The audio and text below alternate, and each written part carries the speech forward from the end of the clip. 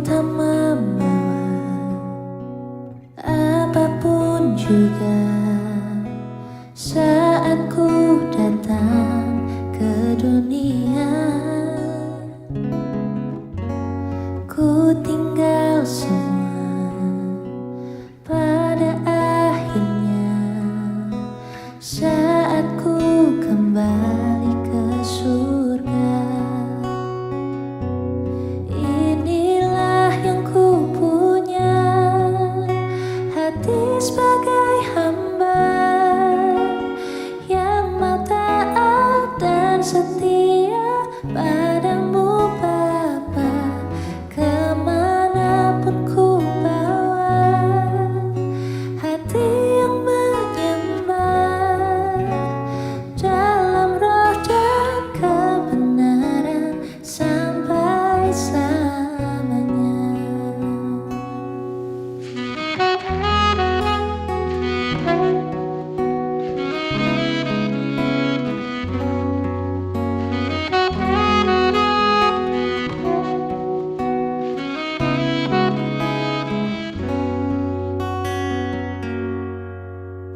Ku tak membawa apapun juga saat ku datang ke dunia.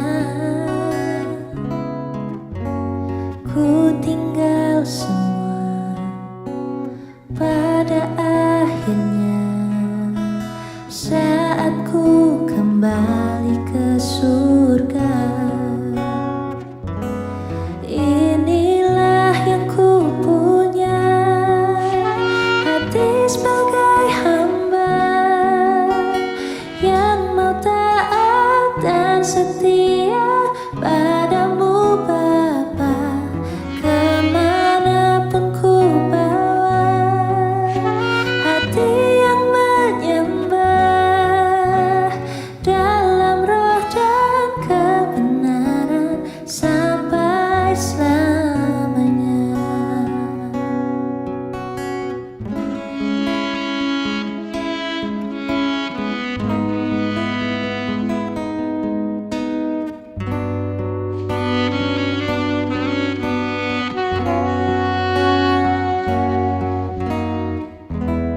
Bagaimana ku membalas kasih-Mu?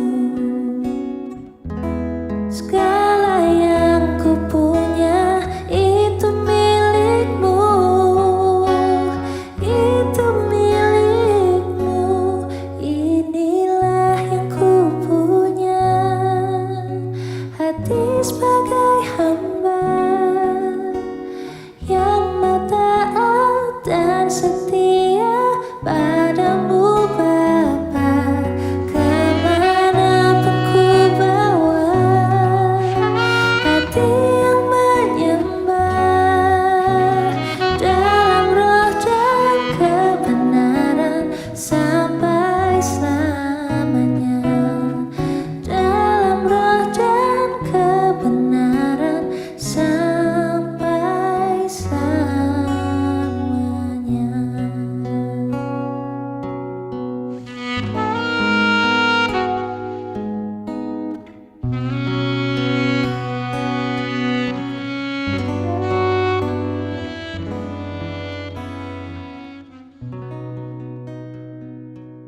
Shalom Bapak Ibu, senang berjumpa dengan Bapak Ibu Saudara melalui sharing kehidupan kali ini. Dan kali ini kita akan sama-sama belajar sharing kehidupan dengan judul introspeksi diri.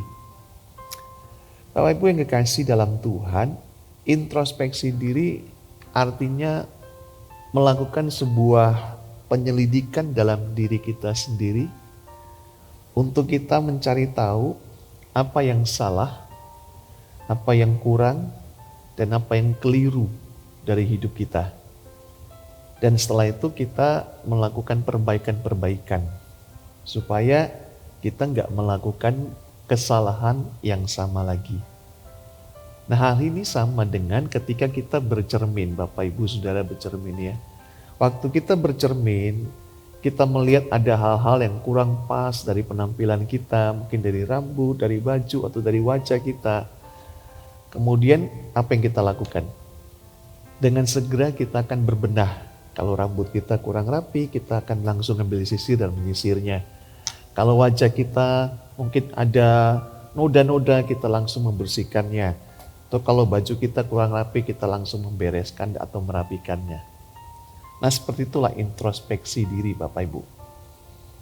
Ketika kita sudah melakukan penyelidikan, kita sudah melakukan pengamatan tentang diri kita, dan kita menemukan kekurangan di dalamnya, maka sesegera itu pula kita harus melakukan pembenahan. Kita harus melakukan perubahan secara konsisten. Nah, ini yang penting, secara konsisten. Karena banyak orang Kristen yang melakukan perubahan tapi di tengah jalan berhenti. Jadi kita harus melakukan perubahan secara konsisten. Bapak Ibu saudara yang kasih dalam Tuhan, mengetahui kelemahan diri kita itu sebenarnya bukan aib, melainkan sesuatu yang sangat bijaksana justru.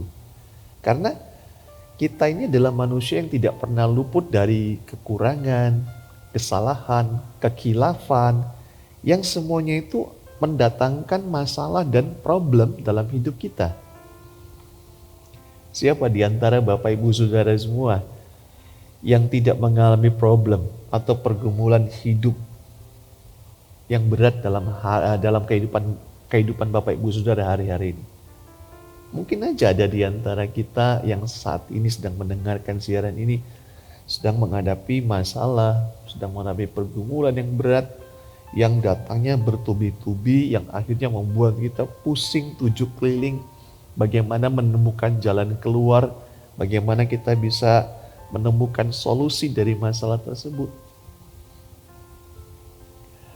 Nah, Bapak Ibu yang kasih dalam Tuhan, sebenarnya pada saat seperti itu, maksudnya pada saat masalah itu datang menerpa hidup kita, pergumulan yang berat ataupun kesulitan-kesulitan yang Tuhan izinkan kita alami, sebenarnya semua itu merupakan momentum bagi kita untuk kita melakukan introspeksi diri dan bertanya kepada Tuhan, ada apa Tuhan? Mengapa Tuhan? Apa yang harus aku lakukan? Dan sebagainya. Karena kalau kita peka, artinya kalau kita bertanya kepada Tuhan dan peka, maka Tuhan pasti akan memberitahu kita apa yang harus kita lakukan. Tuhan akan memberikan koreksi-koreksi kepada kita Bapak Ibu Saudara. Karena kadangkala masalah yang kita hadapi, pergumulan dan kesulitan, itu sebenarnya disebabkan oleh dosa. Saya ulangi, disebabkan karena dosa yang kita sendiri tidak menyadarinya. Dosa ini adalah penghambat dari berkat Tuhan. Dosa ini adalah penghambat dari semua doa-doa kita untuk dijawab oleh Tuhan Bapak Ibu Saudara. Namun faktanya adalah bahwa kita seringkali tidak menyadari adanya dosa ini. Apalagi kalau hal itu menyangkut dengan orang lain yang pernah kita buat salah kepada mereka, yang pernah kita sakiti, atau yang mungkin antara kita dengan mereka ada persoalan hutang piutang yang belum beres dan sebagainya.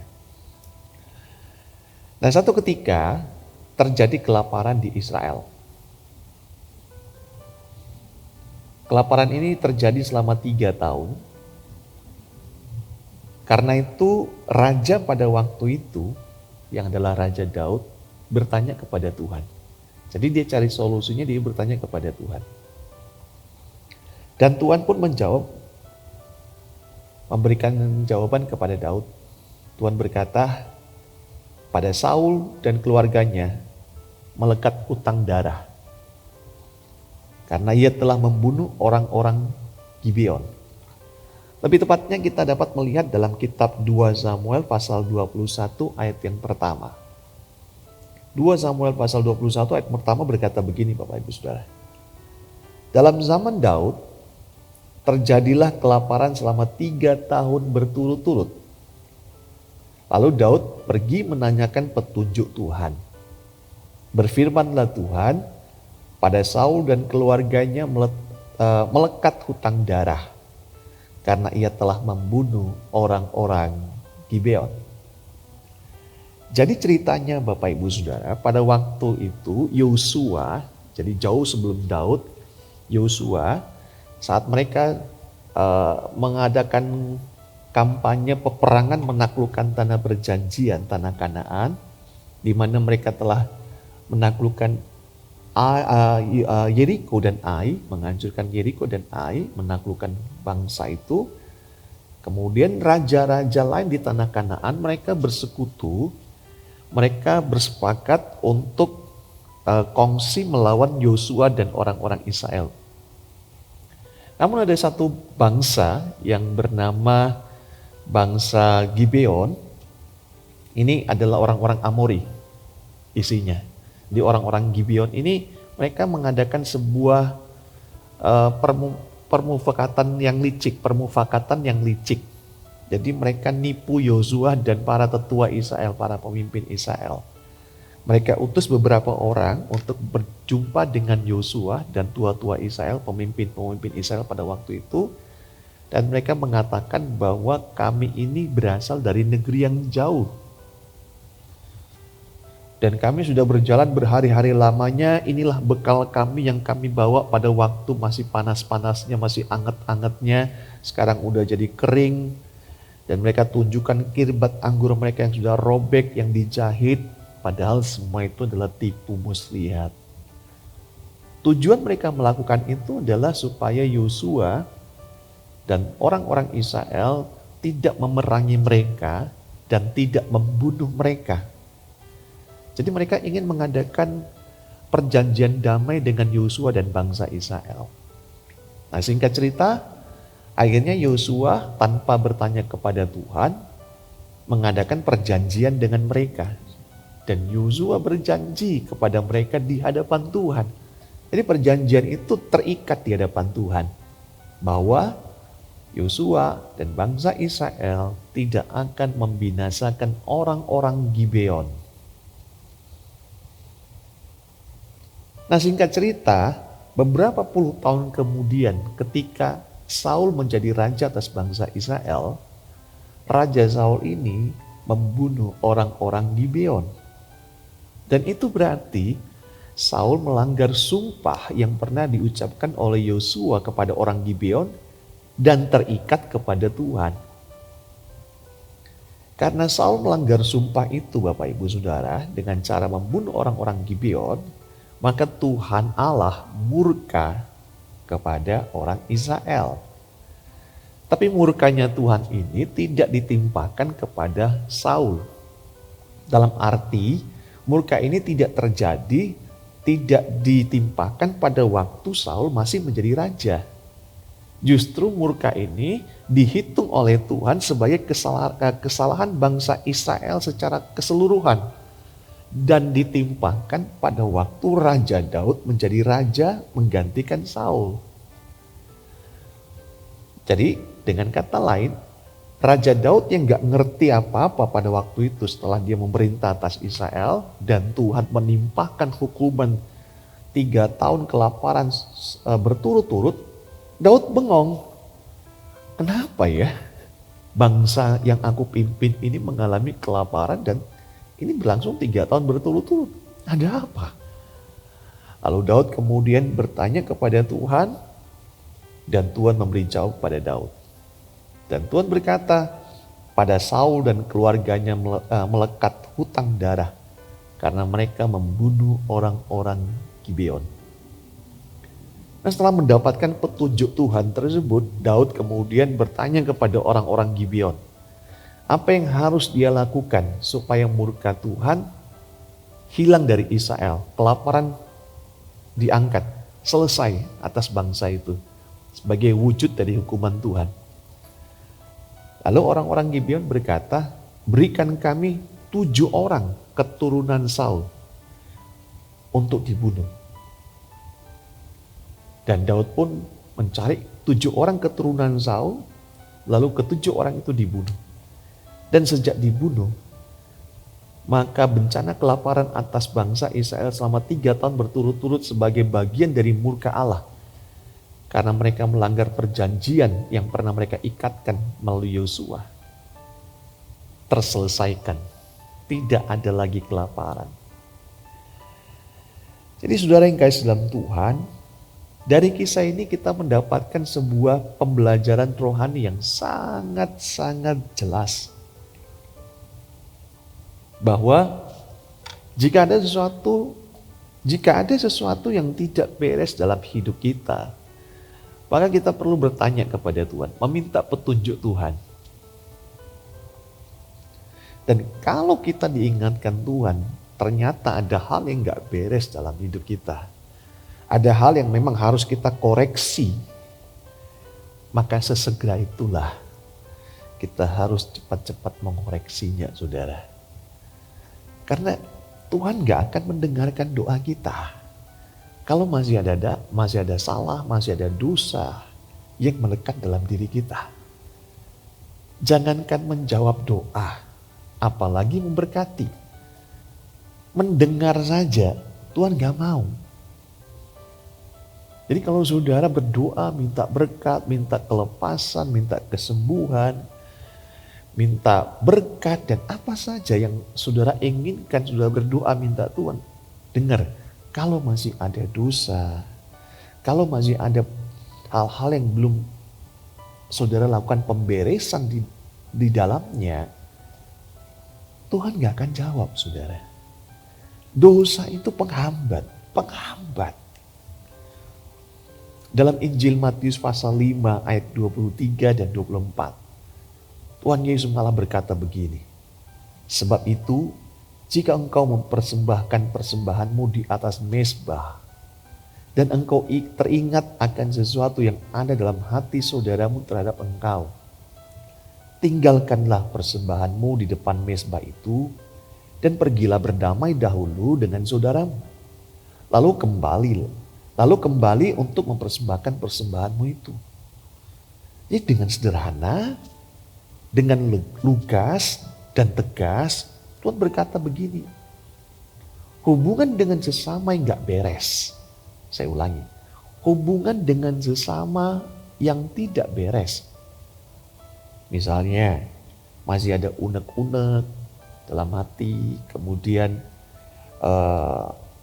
hutang piutang yang belum disepakati, yang belum beres, yang belum ada titik temunya, ya kemudian kesalahpahaman atau pelanggaran yang belum diselesaikan, atau restitusi pembayaran ganti rugi yang belum dituntaskan, kemudian pelanggaran moral, atau menodai kekudusan dalam hubungan kita dengan orang lain atau dengan keluarga dan sebagainya.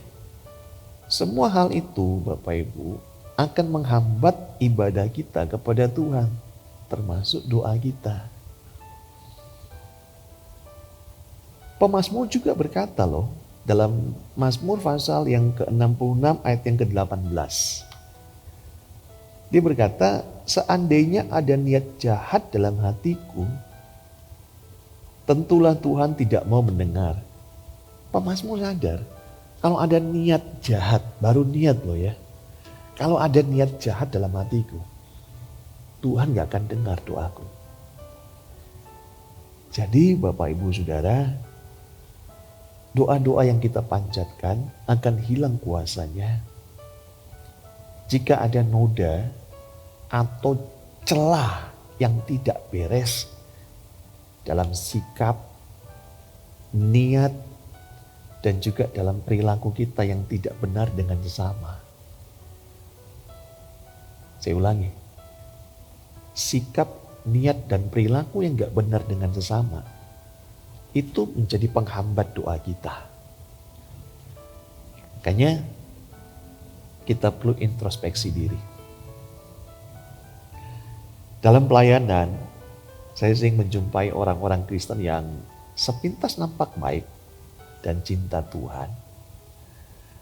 Bahkan mereka rajin melayani. Tapi kehidupan ekonominya nggak baik-baik saja tuh. Malah sering kekurangan. Ada juga yang sering sakit-sakitan dan kena musibah. Walaupun mereka minta teman-temannya yang rohani juga ikut mendoakan, tapi keadaan mereka ya masih tetap seperti itu. Dalam kebanyakan kasus saya menemukan bahwa ternyata hidup orang-orang yang seperti yang saya katakan tadi itu ada celah. Celah dalam hubungan mereka dengan seseorang yang tidak beres. Celah dalam hubungan mereka yang dengan orang lain yang tidak kudus, tidak benar. Ada yang tidak beres dalam hal keuangan. Ya, kalau dilihat baik, baik sih baik, saudara. Orangnya baik. Tapi kalau urusan uang, seringkali nggak jelas ujungnya. Ada lagi yang rajin kebaktian. Kalau dilihat ke gereja, ya ke gereja. Tapi ternyata diam-diam dia selingkuh dengan yang bukan pasangannya. Pelayanannya sih oke, tapi hubungannya dengan kakak, dengan adik, dengan cici, dengan koko, apalagi dengan orang tua, ternyata buruk. Nggak akur. Mereka nggak saling tegur sapa selama bertahun-tahun.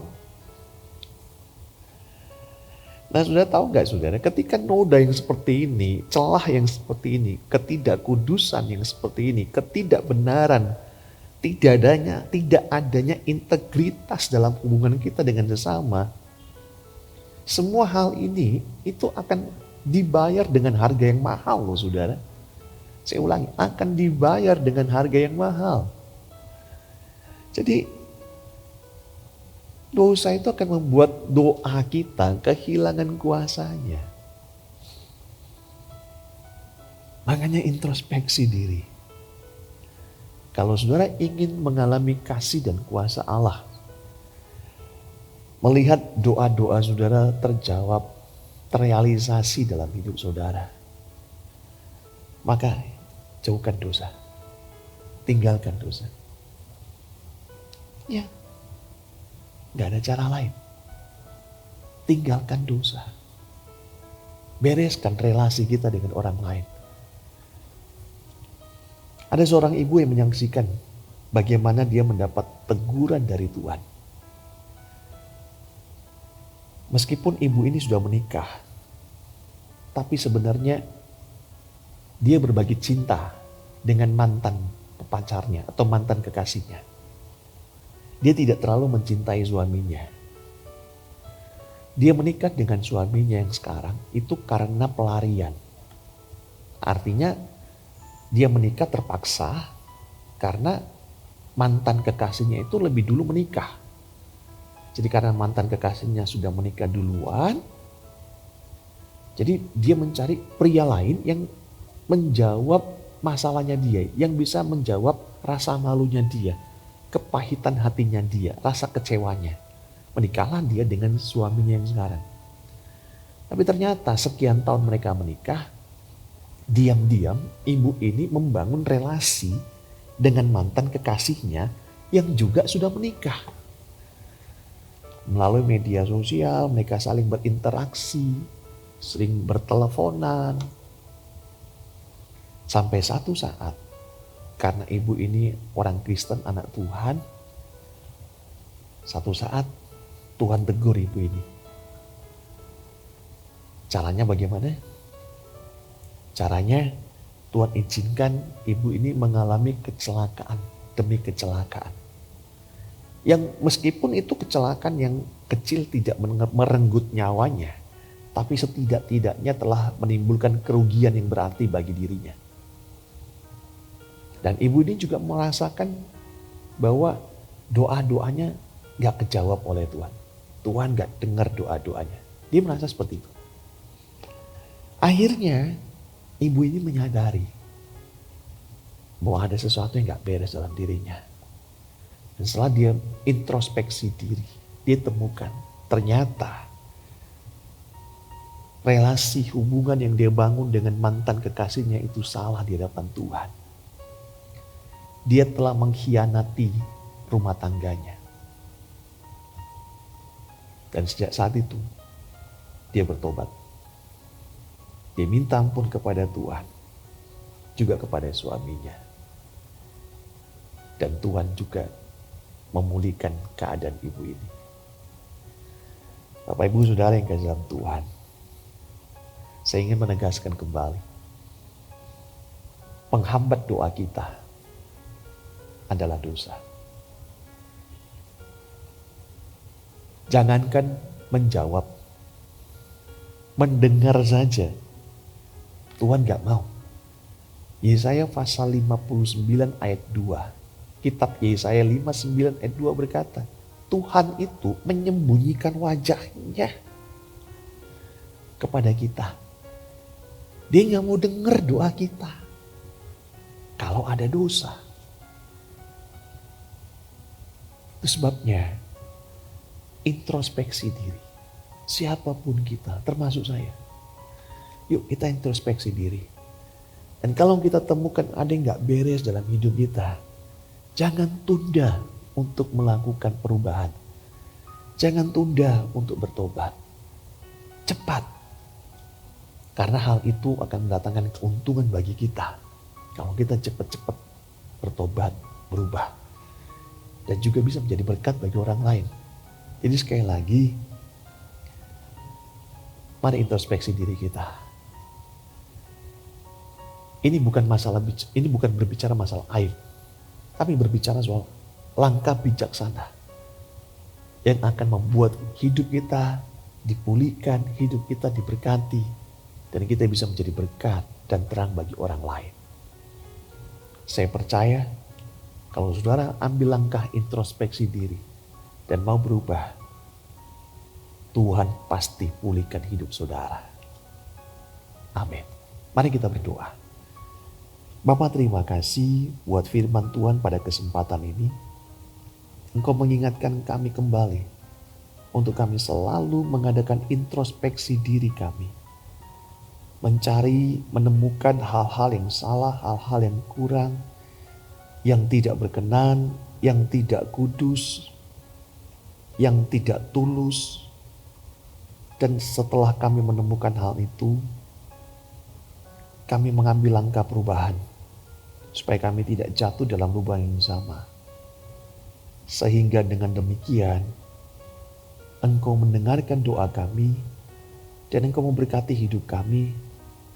Lalu kami menjadi berkat dan terang bagi orang lain.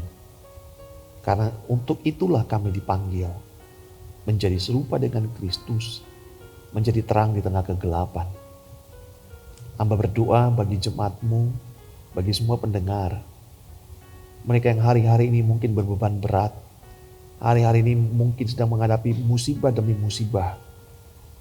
Mereka mengalami hal-hal yang sebenarnya mereka tidak ingin hal itu terjadi dalam hidup mereka.